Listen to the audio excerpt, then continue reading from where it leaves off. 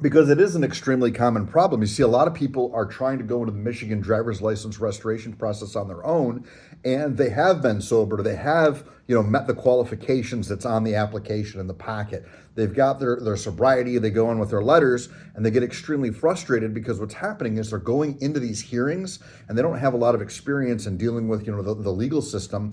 And even if they've had some courtroom experience, they don't quite understand that this isn't a court. And they're talking to an administrative hearing officer, and it's a little bit different than a traditional courtroom. And then they get super frustrated because they have been sober. They can prove their sobriety, but they're still getting denied. The Secretary of State is still saying, no, we're not going to go out and give this person their driver's license privileges. And so the problem becomes, well, why did they get denied? What was the big mistake? Even though on paper it seems like they should be eligible, why aren't they able to actually complete this process successfully? So we need to have a conversation about what the biggest reasons are that a lot of these hearings go sideways and the people don't get what they need. Once you get your license restored, you get to go from, having to rely on other people, other family members, to having other family members and people, rely on you. You become self-sufficient. It's no secret here in Michigan, it is extremely difficult to have a job or a career, be productive, help out with your kids if you can't drive. So we need to have an honest discussion about what the biggest reasons these things are getting denied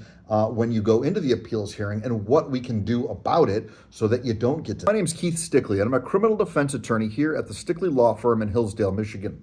I'm a criminal defense lawyer, but I also help many times with driver's license restorations and appeals for people who have multiple drinking and driving convictions. One of the things we're getting many phone calls about, and that we're seeing quite often, is people who are trying to get their driver's license back, and they're doing everything right in the process. They've really changed their life. Their alcohol problem is under control, but they go in front of the hearing to get their driver's license back, and their appeal still gets denied.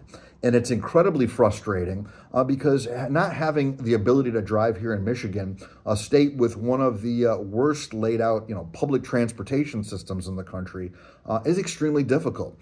And it is a complete game changer to be able to get the opportunity to legally drive back. For our clients who find themselves in this position, that is obviously the number one priority. And quite frankly, we're very good at it. We have a lot of good results. For all the people out there who might be trying to do this on their own or get a greater understanding, or maybe are just starting the process, it's really important to understand the biggest reason why, even if you seem to have done everything right, your driver's license appeal still gets rejected. So today I'm going to talk about the biggest misunderstanding of this entire process. The truth of the matter is most people think that the hearing officer that they end up in front of is trying to decide, does this person deserve to have their driver's license back? And quite frankly, the truth is it's really not the legal standard. It's not the right question. The hearing officer is genuinely trying to answer two very specific questions in our experience. And those two questions are this. Number one, is the alcohol problem that somebody had under control? Okay. And number two, is the alcohol problem likely to remain under control? And it's in our experience that that's it. That's all that they're trying to determine. They really don't care whether or not you need to drive. They really don't care whether they think you learned your lesson. And they totally don't care, and this is where a lot of people get tripped up, if you're a good person or what good steps you've made to, improve your situation or your lot in life, since your last DUI conviction. Everything in your case has to prove these two things. Is your alcohol problem under control? And is it likely to remain under control?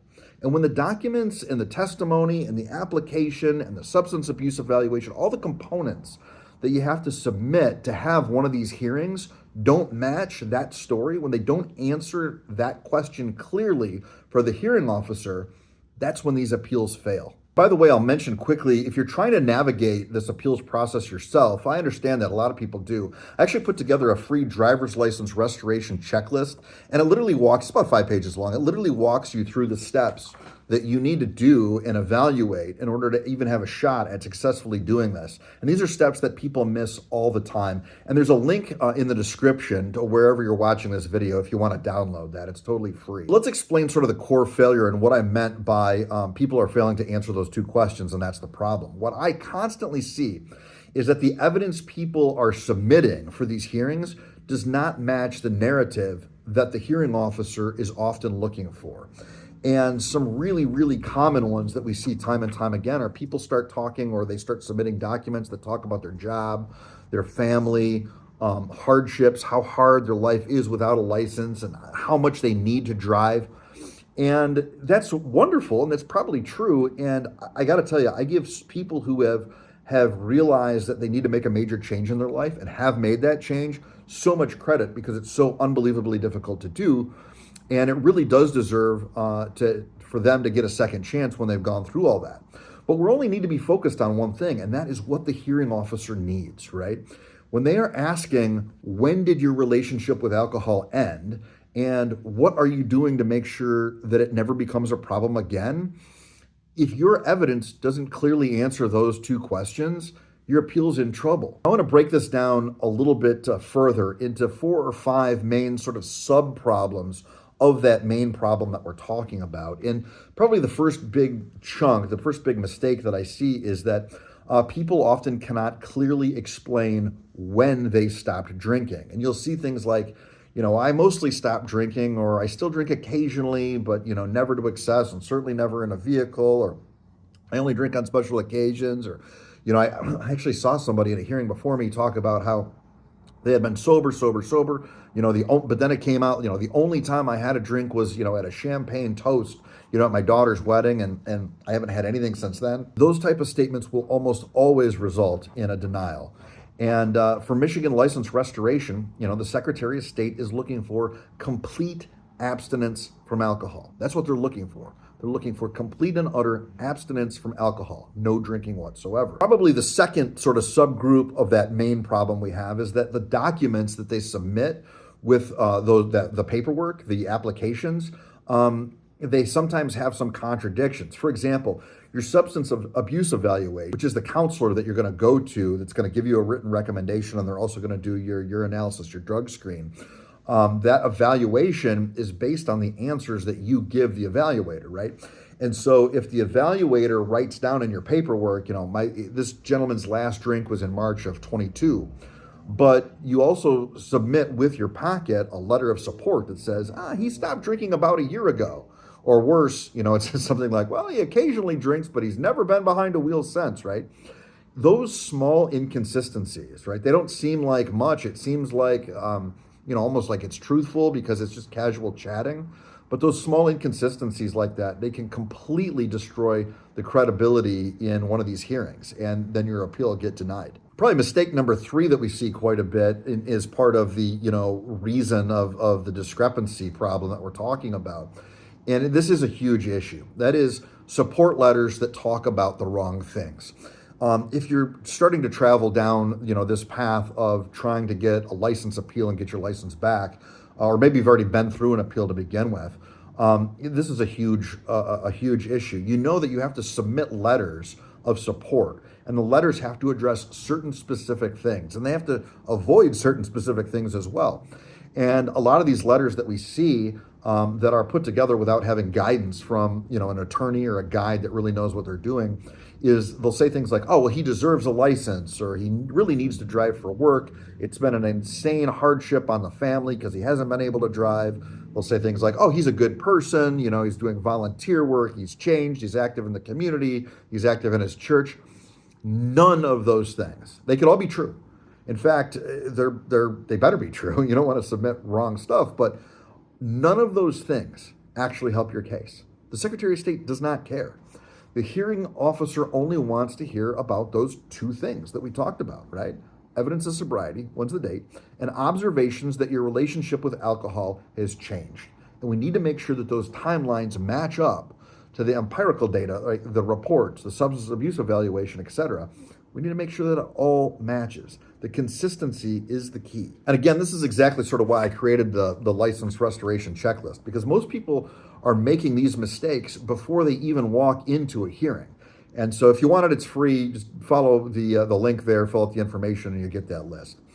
Another common problem, this is kind of mistake number 4, is that testimony goes off track. If you've been into one of these hearings, you've probably experienced this. And if you haven't been into a restoration hearing yet, I'll give you the preview. There's going to be questions. There's going to be testimony. sworn testimony. And people often start talking about, with the hearing officer, how unfair the DUI was or how hard life has been without driving. And they talk about their job situation, their family situation. But every single time that the narrative that you're giving moves away from sobriety, you're weakening your case, right? The hearing officer needs to hear one clear narrative. So now that we know sort of what the big problem is and sort of the four sub-problems that contribute to the big problem, let's talk about what we do about it. How can we change it? How can we build something that will give us a good, reasonable shot at getting our license back, right? And this is one of the things that I really focus on, when I work with clients all over the state of Michigan in these license, appeal hearings. And I found that this is what makes or breaks somebody being able to get their license back. And this is why we are so successful in what we do. And that is, you need to focus on the story that wins cases, okay? And the strongest license restoration cases tell a very simple story. They tell a simple story, they tell an honest story. And that basic theme needs to be how, at this point in your life, when did you realize alcohol was causing problems? When did you stop drinking? Like what date specifically, right? And here is what you do today to make sure it never becomes a problem again. When the evaluation and the letters and your testimony all reinforce that story, that's when cases get approved. And if this is something that you're having a hard time, bundling and putting together, which is totally common, right? Like this is not the venue that most people are, comfortable with. This is why you hire qualified, competent counsel with a lot of experience in this world, because we know how to put this stuff together. But I'm telling you right now, knowing these things going into the process, these are the things that are going to give you the absolute best chance at success. And we've taken many folks who have been denied many times in multiple hearings because they've had multiple DUI cases. And we have taken the work that they've clearly already been put in, right? They've put in the work. They've been sober, right? But we need to take that data. We need to take that information about their sobriety and put it into the right format. We have to present that truthful information in the right, correct way that answers the correct questions that the hearing officer needs to hear in order to give you the thumbs up to get your license back. That's kind of a final thought that is so important for so many people to understand, because once they go through the hearing process, if they've been denied, especially if they've done it on their own, people get really discouraged, okay? And I don't want them to get discouraged, and it's important to go into the process knowing full well what you are up against, because you only get one shot a year at this thing, right? But this final thought is this: if your license appeal was denied in the past, that doesn't necessarily mean that you're not sober, okay? And the hearing officer knows that as well. Very often, most often, it means that the case wasn't presented in the way that the Secretary of State needs to see, all right? And that is our priority here. We need to present the correct information in the correct format that they need to be able to approve your driver's license. So look, if you're working through this process or you're thinking about filing a license appeal, if you need to go about it on your own, I understand that. A lot of people do, but make sure you download our free restoration checklist. It's a pretty thorough thing. It's about 5 pages, a lot of questions, gives you some guidance on the various topics and points that we're talking about here today. And it really does walk you through the things that most people miss. And these big misses are really what cause the denial. If you do need help with your case, my office information is on the checklist. It's on my website. It's on our social medias. I think it's probably right here on the screen as well. So if you or somebody that you care about is looking to start this whole driver's license restoration process, and you're looking for legal help in doing so with a firm that knows what they're doing, has had a lot of success in doing this, please reach out to us. We're here to help, and we're going to bring you in and have a thorough consultation. It can all be done also from the comfort of your own home. All these appeal hearings even are being done online now, but we'll be happy to thoroughly evaluate the situation that you're in and see if we can help. If you found this video helpful, do us a big favor, like the video, subscribe to our channel. We do try to post regular content explaining kind of complex legal problems and scenarios that a lot of people find themselves in when something happens and they find themselves on the wrong side of the law. We try to break down these legal concepts into easy to understand plain English so that folks have a better chance at truly making better decisions when it comes to their case. We find here at the Stickley Law Firm that a client who has a better idea of really what's going on generally gets better outcomes. And that makes our life easier, and that definitely makes the client's life easier as well. So until next time, folks, thank you so much for your attention. Stay safe, and we'll talk to you real soon.